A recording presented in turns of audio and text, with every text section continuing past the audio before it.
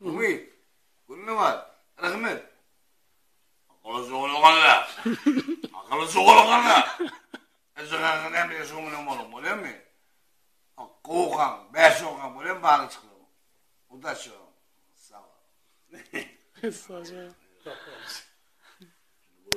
Dostlarım bir gün ayal, erozog'un paklar deydiler, keygöyünümün kerem paklar deydiler, çağıları giydir deydiler, şeydip yaş ömrünü paylaşın deydiler, emma değilsinmep erkek deydiler, babamı desek pettir deydiler, gözünümüzün edip ayali, yatsan çıkıp kopa, ığrar deydiler, ikinci gözlerini algar deydiler.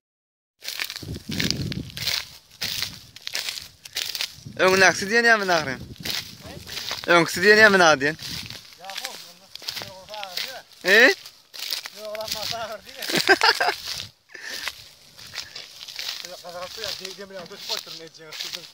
Ayagdan tutamy?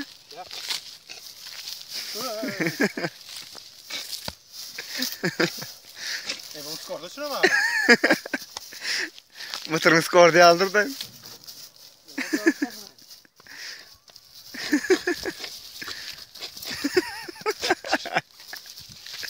Bir daha.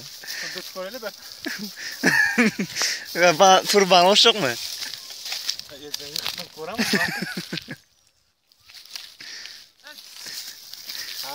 Bunda kan mı bir şey? Ha? Bunları mı götürdün? Hani gör turban hoş. Damla gene o da hoş.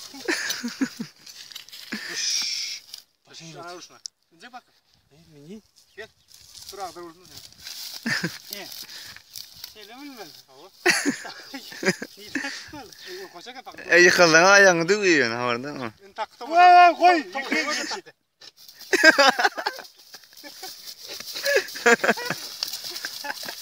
Yıkılmıyor ne o?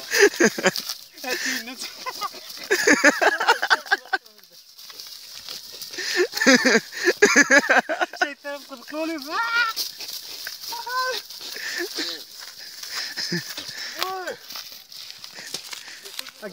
Gel faklı işte hadi.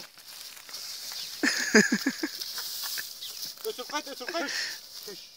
Ötür kayt. Ötür radyatör kaynıyor. Nereye dava? Götürmek istedim ben. Çak vereyim dava. Ne bu pencereler var? Yok.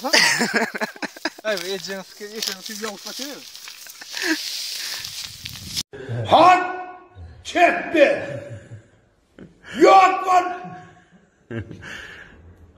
Sağ ol.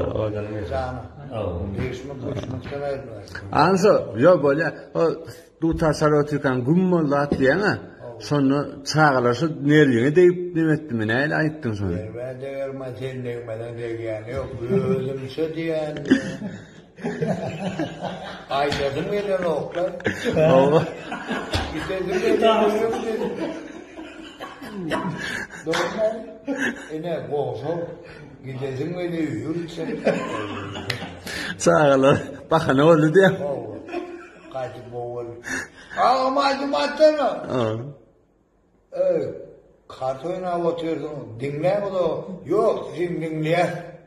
Bir yer bağırıp otur. Öyle de oturuyor lan. Buyurun bak. Otelde bir ağam bana da bir boysana hol diyor. Ola arası oturuyorum. Kart oynuyor. Başlayan aydım. Başlayan ağam bana üstüm oluyor dedim. Aydım yattan çıkıyor. Annem küçülerden çıkarmalı orada kahır. Gömmen koyacağım. Sen aydın benim aydınlık.